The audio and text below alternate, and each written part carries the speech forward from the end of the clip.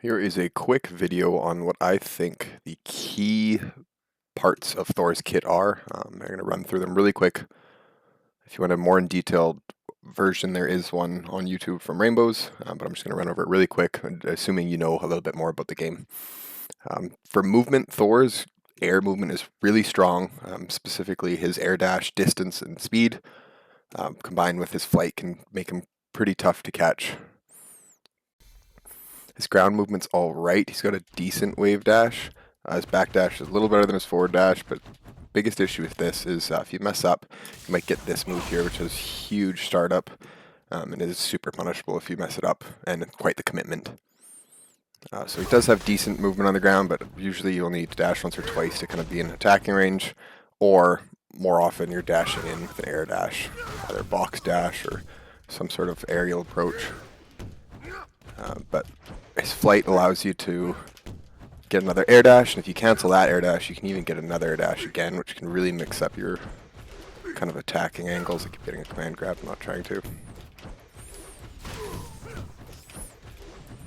Add in some hyper armor in there too, and now you're really tough to catch. You can also reach really high on the screen, so if you're trying to stall out, air dashing all the way up into some sort of specials can really kill some time, or even mix them up even more if you throw in kind of some distant moves. In terms of Thor's normals, he's got decent ground normals. None of them really act as a safe block string though, so most of your approaches will be from the air, either hidden behind a spark, armor, or some sort of lockdown from the assist is the best way to get in. But if you are in front of them, one of his best options is his forward heavy punch command normal right here. That will reflect projectiles, which is nice, but it's not too practical, to be honest. You can just push block it. But what it's really good for is a meaty, so if you're waking up into it, it can be super meaty into like some sort of special where you can get some layers into the mix up there. Or as an option select, so if they're blocking like a spark or something, you can get a throw off of it into some sort of setup as well. His throws are good. His back throw is good too. It's not the OS, but you can combo just the same off of it. Or if you want to side switch too, you can even just air dash into a heavy punch, and that'll help you get both the back turn and closer to the corner if that's the situation. For specials, I did mention his mighty blows. Those are going to be his best grounded tools, especially with tag. They're going to be difficult to block in the heat of the moment, but they are technically fuzzyable. And then his spark can cancel into Mjolnir on the ground, which the heavy one's really good. You see it does the bounce there, which is solo comboable. His light version doesn't. If you're close enough, sometimes you can get the combo, like if I'm right on the person. But it is technically faster and has a smaller projectile. Both of them, though, if you super cancel, you'll get an OTG that you can pick up off of as well.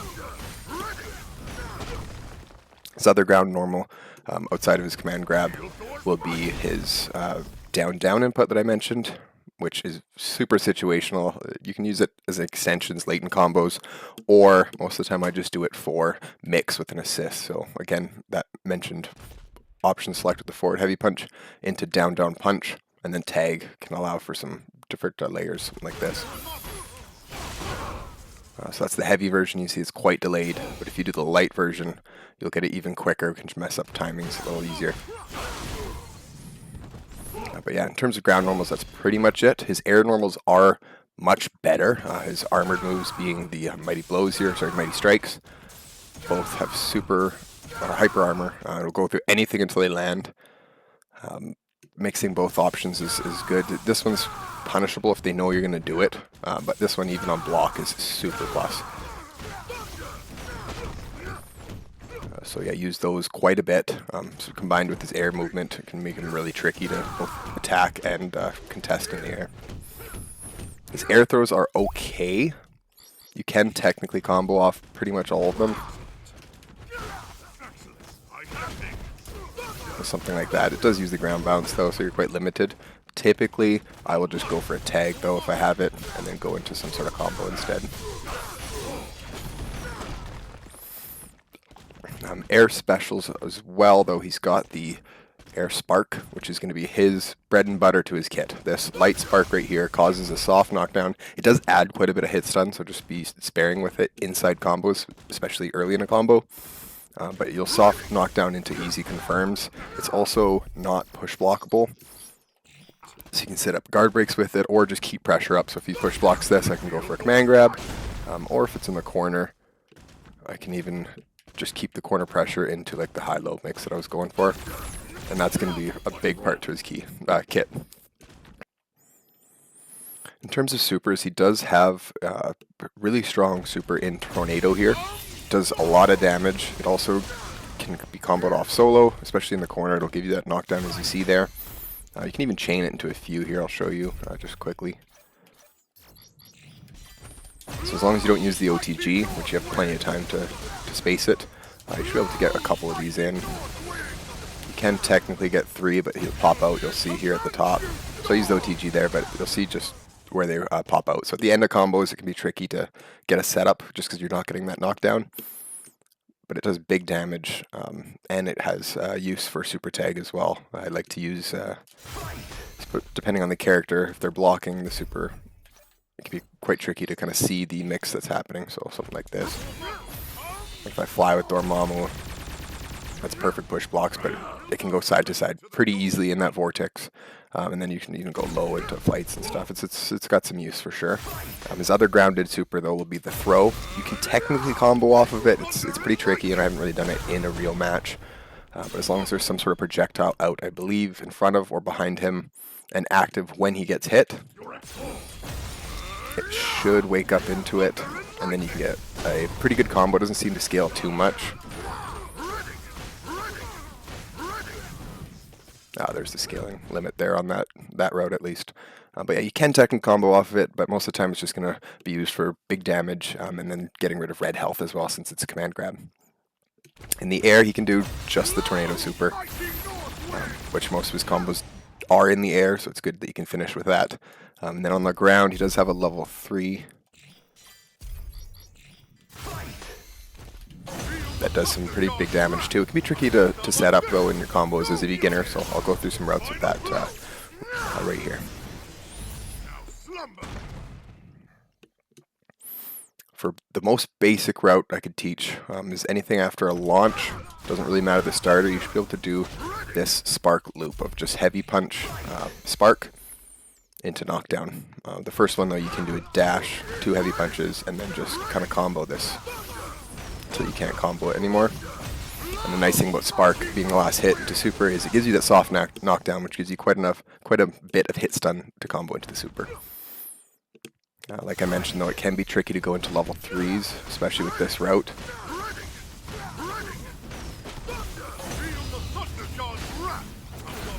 It's doable, but if you do have the opponent up too high, it can be extremely difficult to land that. What I like to do instead would be the second combo here, which I'm going to call more intermediate, which is using as little spark hits as possible, especially early in the combo, just to give yourself some more hit stun to both build more meter and do more damage, and then have a more optimal height as well. So something more like this here. So I got 2 hits of the spark there. I'm going to get one more at the end here. But that is meter positive and does decent damage. And if I didn't go into super, it's at a nice jump height, which I can tag into some sort of extension, or reset with the assist. It's just a more optimal spacing with that one. And then my B&B now would be something similar to that, but I like to use this starter here just to give me that jump height immediately, and kind of continue that throughout the combo with an extension at the end there. Just a quick note too, for finishers, if you're starting the combo with someone else, if I do a full Dorm combo here, Thor's decent for extending combos in the middle of the combo, but you just, again, want to keep the sparks low, so he can add up hit stun pretty quick if you don't, which can limit the combo. So has a good extension at the end, but typically you're not comboing into Thor mid-combo. I'll show you what an extension might look like here.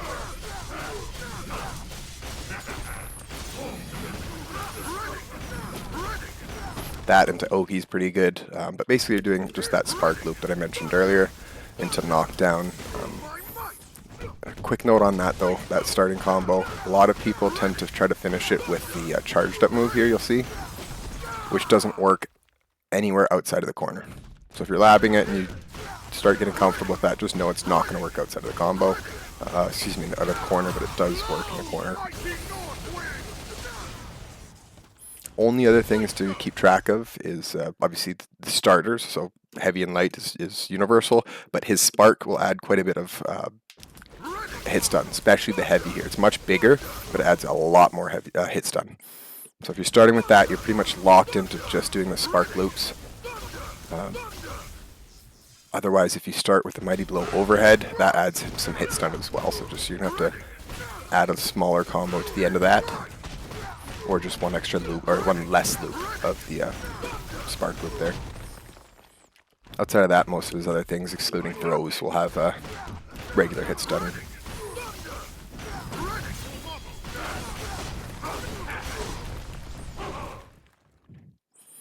An extra note on the combos there is he does have flight routes, which are new, some of them new to the Beyond patch here. They're not crazy optimal or useful. I'll show you a couple different ways to get into it, but if you do want to mess around with that, you absolutely can. The easiest way would be to have some sort of teammate doing a move that's hitting them long enough that you have time to go into flight, obviously, but solo he can do it off of anything with a ground bounce, like that'll give you a flight. Even the hammer toss will ground bounce into a flight. But they're both using ground bounce, which isn't ideal. So if you do it off launch, you can usually save the ground bounce. Something like that. And that even works off of a knockdown as well. Whoops, let me get that again here. So knockdown. You can do heavy punches in there too. I'm just trying to keep it easy here.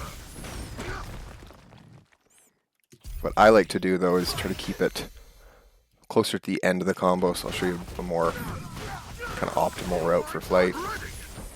Something like that's easy to go into.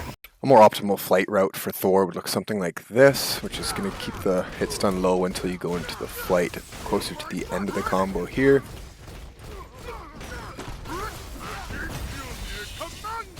Just keep in mind, if you do too many kicks there or aerials, the heavy kick might not land. You can go into spark instead if you want, then go back up. Something similar to this here.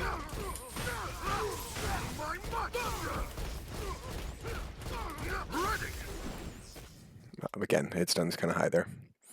That is pretty much it for Thor's kind of keys to the kit. I do have quite a bit of combos on my account, so if you do want to check out some other routes, feel free to kind of search through. But if you have any questions on anything I touched on, just let me know down in the comments. I'll try to respond to things, or if you want to get some games in and you're in the Discord there, just ping me and I can definitely help out. Other than that, enjoy Thor. Thou art indeed brave to challenge the god of thunder.